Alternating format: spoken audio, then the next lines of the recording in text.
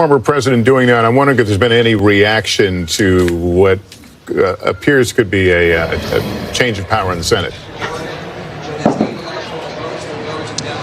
Not to that specifically, Lester, but let me set the scene for you here just to get the lay of the land down here in South Florida, because some of this will matter later on tonight, perhaps. We're in West Palm Beach right now at the Convention Center, which is the giant party headquarters media center for the Trump campaign tonight. Donald Trump is across the Intercoastal Waterway at this hour at Mar-a-Lago, his home and private club, where for a portion of the night he was doing, I think, what many people sort of imagine candidates do on election night, meeting with advisors, watching the returns come in, checking the numbers.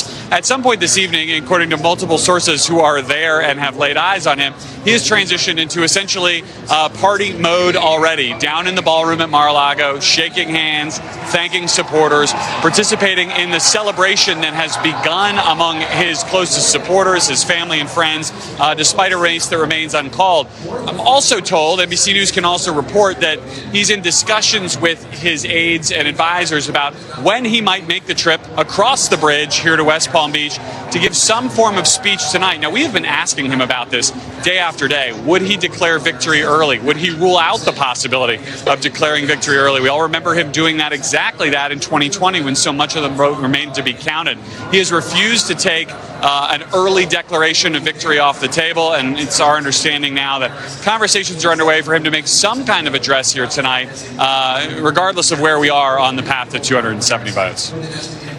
All right, Garrett, thank you so much. And we're joined now by podcast host John Lovett and Dan Pfeiffer, both White House veterans. I believe we have them right now. Oh, not yet. We're going to go to... that they're coming up. We're going to go to Peter Alexander. Peter Alexander, for get the view from the Harris headquarters. It sounds like Donald Trump is talking about coming out and saying something. What are you hearing from the Harris campaign? Yeah, well, I always defer to the Pod Save America guys. If they want to go, you'll let me know when they're ready. But we are waiting to hear, of course, from Kamala Harris at some point over the course of this evening. No indication when that would happen. Some early indications that might happen in the course of this hour. No confirmation on that at this time. We'll keep you posted as we know. I will tell you, though, in the course of the last 15 minutes, NBC News did obtain a memo that was sent out by the chair of the Harris campaign, Jen O'Malley Dillon, the woman who orchestrated Joe Biden's victory in 2020. This was sent to staff, and it gives you a sense of where they are heading into this evening. They expect nothing will be determined until late into the night, and certainly they say they're going to be at this again tomorrow. But as she notes in this memo again, she says that they have always said that the clearest path to 270 electoral votes lies through the blue wall states. And here's what she says specifically about Pennsylvania. She says that we overperformed turnout expectations in Philadelphia and overperformed in our early vote expectations in Bucks County, one of those key collar counties, those key suburbs of Philadelphia. She says we don't have election day results from Philadelphia, but we do know that we overperformed turnout expectations there and have seen especially high turnout in places with non-white and student populations. One thing they're keeping a close eye on right now.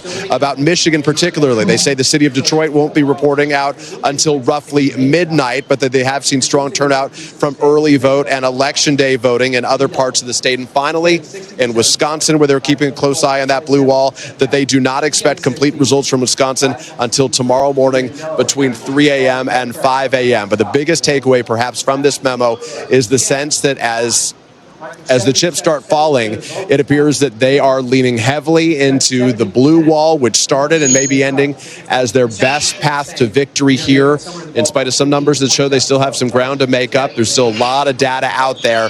And that's where, at least according to her memo, which effectively said goodbye to the staff for the night, said we'll do it again late into the night and start again strong in the morning. That's where they are as this night heads toward midnight.